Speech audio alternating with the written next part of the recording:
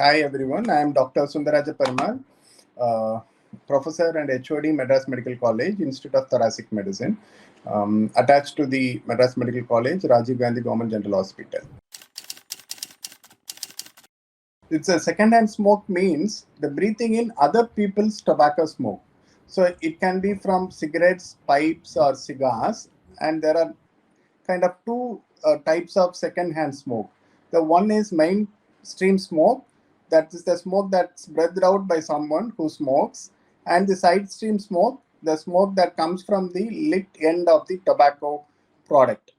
So these are the it makes the second-hand smoking.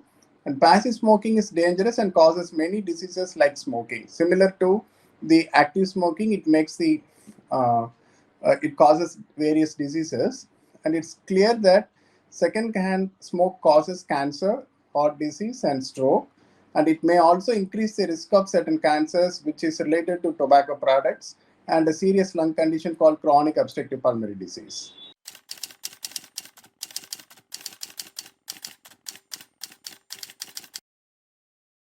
So first, let me explain what it is. The USPSTF, it's targeting the high-risk people who have the high chance of developing lung cancer. It's done as a lung screening program to the smokers who have at least 20 pack years of smoking and or who are quit smoking within 15 years and aged between 50 to 80 years. And among these persons, a low-dose computerized tomography of chest is being done every year and looking for the obvious lesions which is similar to the lung cancer or which may progress to a lung cancer kind. And replicating the same in India is difficult as low-dose computerized tomography is cumbersome and is not affordable screening option for most of the population in India. So convincing the patients who are relatively asymptomatic, the stigma associated with smoking patient may not reveal his smoking status. So these are the issues we face. And the first step in lung cancer prevention is to identify the high-risk individuals, such as heavy smokers or those constantly exposed to hazardous carcinogens. And the best way to initiate any early detection initiative is to act on the warning signals presented by the individual. The warning signs could be unexplained weight loss or shortness of breath, persistent cough, or blood in sputum among the smokers and others who are exposed to the carcinogens. The cancer and cancer therapy affects every aspect of our lives, including how we feel, think, act, and engage with others. This can cause significant damage to the relationships, work, and quality of life. It's also important to understand that everyone has a unique journey to recovery, and the right support system can be a vital tool in that process. Increasing awareness of the importance of mental health support during cancer treatment is crucial for patients and their families. Mental health support helps them in many ways. Some common conditions that people with cancer may encounter are stress, grief, and panic attacks. So these feelings can also impact a patient's physical health, sometimes leading to physical symptoms such as appetite changes, weight loss, or sleep disruption. Social support plays a vital role in helping patients cope with their symptoms during cancer treatment.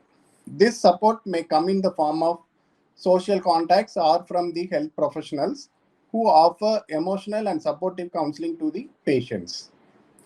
This support can definitely benefit the patients, mainly when provided by those closest to them.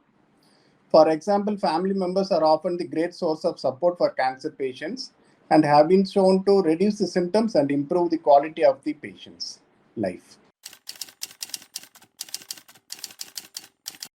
So this various studies done across the world definitely shows has improved the survival and reduced the death among the lung cancer based on this USPSTF screening program. But unlike the breast or the cervical cancer, large-scale screening for lung cancer using the low-dose computerized tomography cannot be organized in country like India with massive population, and several challenges exist in LDCT implementation. It could be like lack of medical infrastructure, and trained human resources. Other commoner lung diseases like obstructive lung disease or pulmonary tuberculosis and other chest infections impede acute lung cancer diagnosis as they may have similar looking images in the CT chest. Since the burden of these diseases are very high in India, the fear is overdiagnosis of the condition while exposing the individual to low-dose computed tomography.